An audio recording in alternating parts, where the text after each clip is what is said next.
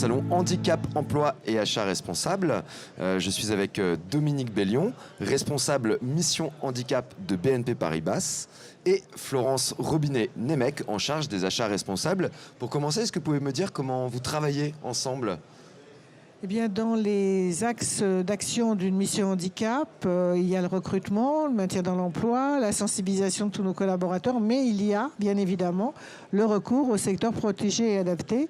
Et c'est là que nous travaillons en binôme avec notre collègue de la direction des achats.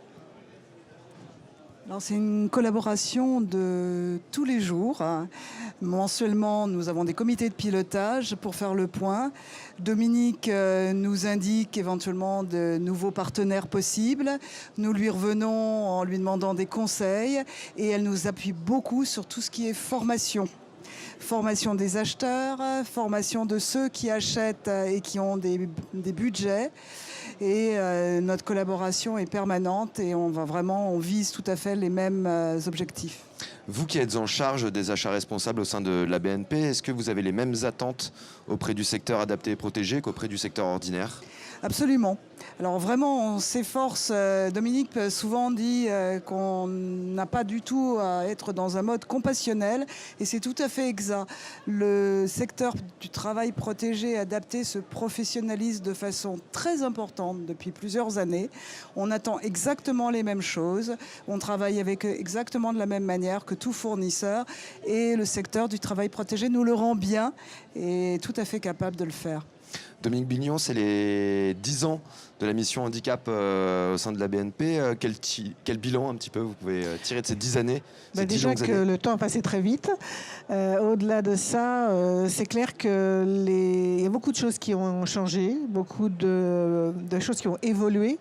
Alors à commencer par notre taux d'emploi, puisqu'il était de 2,60 au moment où on a commencé la première année, et il est maintenant à 3,75%. Donc on voit que voilà, les choses ont commencé à bouger. Aussi les regards de nos collègues, que ce soit les managers, parce qu'on leur a proposé des CV qui correspondaient aux compétences attendues, au niveau attendu, et qu'ils ont pu voir qu'il y avait les performances derrière. Et puis aussi l'ensemble des collaborateurs qui voient que ce sujet est un sujet que nous abordons de façon régulière. Il y a au moins mensuellement quelque chose sur le handicap qui passe sur notre intranet et ça nous permet de faire aussi changer le regard de tout un chacun.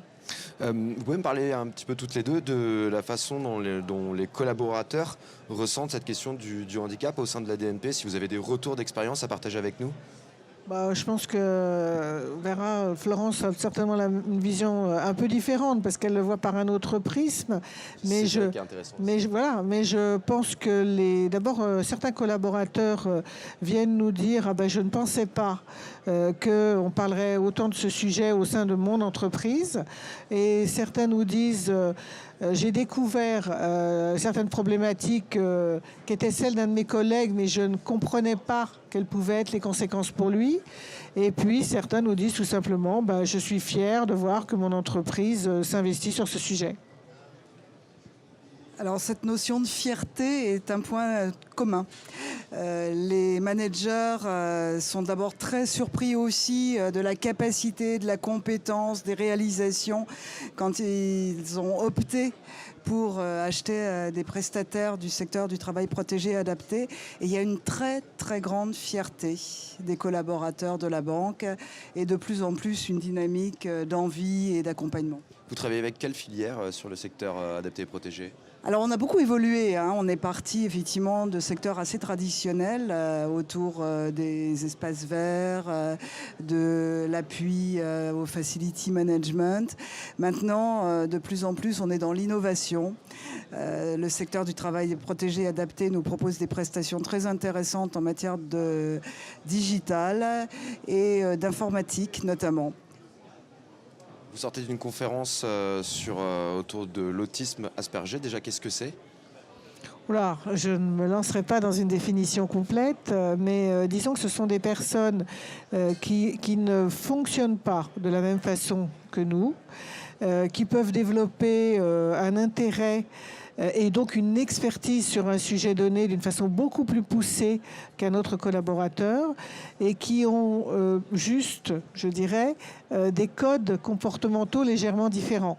Donc en anticipant, en préparant le terrain, on arrive à avoir des bonnes occasions d'embaucher des personnes, et notamment on l'a fait récemment pour notre banque de financement et d'investissement qui avait un sujet avec ce qu'on appelle les big data aujourd'hui. Vous savez, c'est très, très compliqué et donc l'expertise est nécessaire.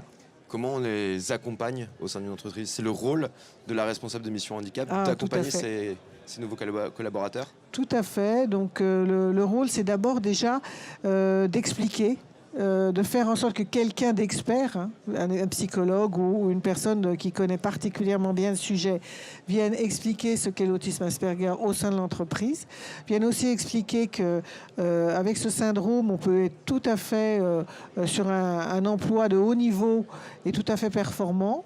Et puis après, ce sera à nous, Mission Handicap, de relayer cette parole d'un expert auprès de tous pour faire en sorte que ce sujet, comme tant d'autres avant, puisse être un sujet qui ne soulève plus de méconnaissance, mais au contraire un intérêt. D'accord. Et pour terminer, quels sont pour vous les principaux défis des prochaines années, autant sur l'emploi que sur les achats responsables? Écoutez, je pense que le principal défi, soit que ce ne soit plus justement une exception, que ce ne soit plus on travaille sur telle filière et pas encore sur telle autre, ou que ce soit en côté d'embauche, on embauche plus tel type de collaborateur que tel autre type de collaborateur, par exemple plus de métiers commerciaux que de fonctions support, mais que ce soit devenu naturel, que ça devienne naturel. Et j'allais dire pour ça qu'il faut que le sujet du handicap évolue aussi au plan national. Et donc c'est très important que les choses évoluent et que ça devienne une différence comme une autre et que ce ne soit pas un effort supplémentaire comme ça peut être perçu aujourd'hui. Il faut que ce soit tout à fait naturel. On va encore montrer que décidément on travaille en osmose. Le défi, c'est la consolidation. Effectivement, on est sur une trajectoire extrêmement puissante et une véritable adhésion. Mais on va passer probablement d'une adhésion ponctuelle à maintenant une adhésion de fond et à presque une banalisation des achats à ce monde du secteur du travail protégé adapté. Merci beaucoup.